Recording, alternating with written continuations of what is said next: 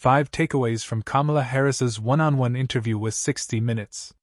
Vice President Kamala Harris faced tough questions about how she'd pay for her economic plans, whether Democrats were too slow to enact border security measures, how she'd confront Russia over its war in Ukraine, and more in a wide-ranging, 60 Minutes interview that aired Monday. The Democratic presidential nominee's sit-down with CBS comes amid a media blitz that is also putting Harris in front of friendlier interviewers with more targeted audiences.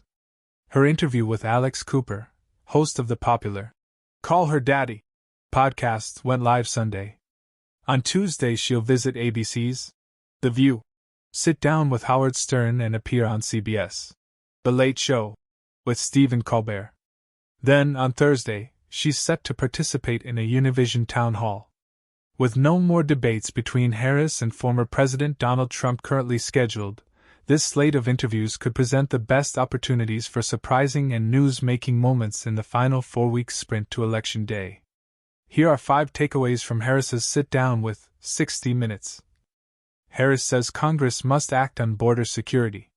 Harris maintained migration is a long-standing problem when asked about President Joe Biden's administration's approach to immigration policies, and refused to answer whether officials should have cracked down sooner. From the outset, the Biden administration faced record migration in the Western Hemisphere, which was hard hit by the coronavirus pandemic. Over the last 3 years, U.S. officials grappled with migrant surges at the southern border. Asked why the administration didn't crack down earlier, Harris cited an immigration bill proposed to Congress in early 2021 and slammed Republicans for tanking a recent bipartisan border bill after Trump urged them to reject the measure. CBS correspondent Bill Whitaker asked, "But there was an historic flood of undocumented immigrants coming across the border the first 3 years of your administration. As a matter of fact, arrivals quadrupled from the last year of President Trump. Was it a mistake to loosen the immigration policies as much as you did? It's a long-standing problem. And solutions are at hand. And from day one, literally, we have been offering solutions," Harris said. Pressed on the record number of crossings and whether more action should have been taken sooner, Harris refused to answer, focusing instead on recent action that has resulted in a drastic drop in crossings and putting the onus on Congress to act. "We need Congress to be able to act to actually fix the problem," she said. No one-on-one meeting with Putin. Harris said she would not meet bilaterally with Russian President Vladimir Putin to negotiate a solution to end the war in Ukraine. "Ukraine must have a say in the future of Ukraine," she said. Harris said that there will be no success in ending that war without Ukraine and the UN Charter participating in what that success looks like. The vice president avoided answering whether she would support the effort to expand the North Atlantic Treaty Organization, or NATO, to include Ukraine, saying she would deal with if and when it arrives at that point. "Those are all issues that we will deal with if and when it arrives at that point.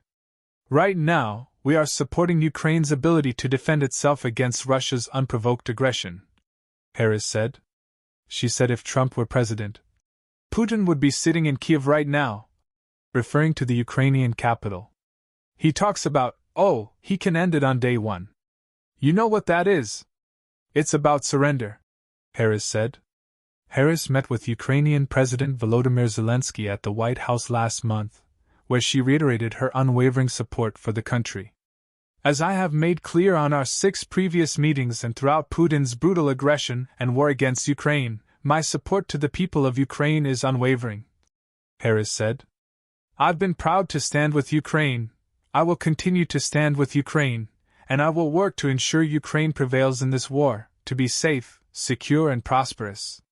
Harris and Cheney's alliance on display. The interview at one point featured Harris together in Ripon, Wisconsin, claimed to be the birthplace of the Republican Party, with former Wyoming Representative Liz Cheney. Cheney, who was ousted in a primary last year over her role in the House's investigation into Trump supporters' January 6, 2021, attack on the U.S. Capitol, endorsed Harris and spoke at a rally in the key swing state last week. "I hope that if you had said to me 4 years ago, our Constitution is going to be under threat and it's gonna be crucial for the parties to come together and to support Vice President Harris because she'll defend the rule of law, I know I would have said, "That's exactly what I'll do," Cheney told CBS. When asked if she'd imagined campaigning alongside Cheney 4 years ago, Harris responded warmly. "That'd be great," Harris said, as both her and Cheney laughed. "She's really diplomatic," Cheney joked. Walz says Harris told him to be more careful with his words. Later, it also featured Harris's running mate, Minnesota Governor Tim Walz, who has faced probing questions about past statements that had been dissected by Republicans and the press after he became the vice presidential pick. He acknowledged making false claims about his military record and about being in Hong Kong during Tiananmen Square unrest. But he said those moments were expressing emotion, telling a story, getting a date wrong, as opposed to being a pathological liar like Donald Trump.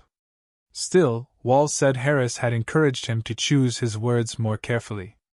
She said, "Tim, you need to be a little more careful on how you say things, whatever it might be," Walz said. Harris slams Trump's decision to drop out of 60 Minutes interview. Trump backed out of his 60 Minutes interview after his campaign had agreed to it and scheduled a sit-down at his Mar-a-Lago estate, CBS correspondent Scott Pelley said Monday night at the start of the nation's most-watched news magazine's broadcast.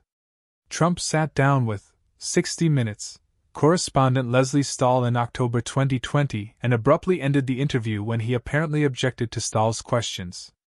Trump told reporters in Wisconsin last week that he'd like to get an apology for that interview before sitting down for another one. The former president has largely only taken questions from friendly interviewers, including Fox News, in recent weeks. If he is not going to give your viewers the ability to have a meaningful, thoughtful conversation, question and answer with you, then watch his rallies, Harris told Whitaker. You're going to hear conversations that are about himself and all of his personal grievances. And what you will not hear is anything about you, the listener. You will not hear about how he is going to try to bring the country together, find common ground, she said. And Bill, that is why I believe in my soul and heart, the American people are ready to turn the page.